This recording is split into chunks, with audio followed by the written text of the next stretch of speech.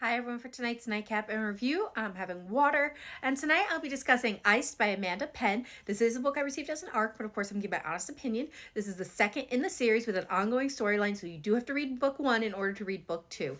These are the tropes and the content warnings.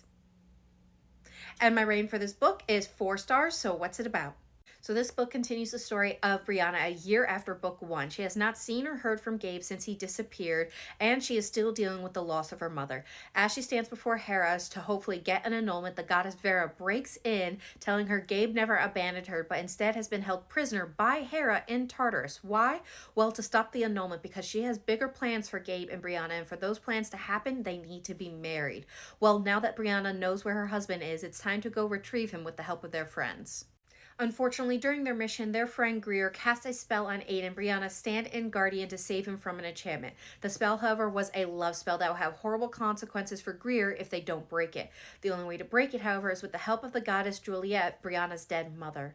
Thankfully, they learn that Juliet's soul is being held by the Norse goddess Hela in her underworld. So they set out on a mission to rescue Juliet's soul from a goddess who has never let a soul leave her underworld. Thankfully, they have an ace up their sleeve in the form of their friend Skylar, who just happens to be Hela's favorite nephew and the grandson of Loki, who will help them in their quest to soften his daughter's heart for the release of Juliet's soul. Because without Juliet, they will not be able to break the curse and save Greer from an eternity of torture. So what are my thoughts? Again, I'm giving this 4 stars. I really enjoyed this book. A lot of the things I enjoyed about in book 1 were present in book 2. So there was no second book slump for me, and it looks like the series is going to be ongoing, so I'm excited to see what happens next. Something I enjoy about this series that I find fresh is that, yes, it's full of all the gods you know and love, and yes, they are all powerful, but they are not infallible. They recognize that they make mistakes, which means they have to apologize, suffer consequences, and correct their mistakes. But in the end, they're still gods, and sometimes they think about the bigger picture rather than how it affects the individual people. So they will do things because they will justify it by saying it's for the greater good. So they still kind of are dicks. Now, for the characters, I really enjoyed Gabe and how sarcastic and snarky he is, especially when it came to him poking the bear of his father-in-law, who happens to be Death. It definitely had me giggling. I will also say I really enjoyed how people were changing their mindset around Gabe, so you really saw him starting to forge some friendships. He definitely needed some of those. So the found family vibes are really strong in the second book.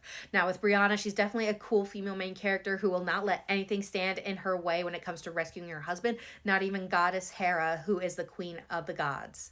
Now, I will say, for personal preference, some of the things that happen in the second book, I do wish the ages of the characters were a little older. I think they're around 14 to 16 in this book, and I do wish they were at least 18, or better yet, even at a college setting, based on some of the things that happen in this book.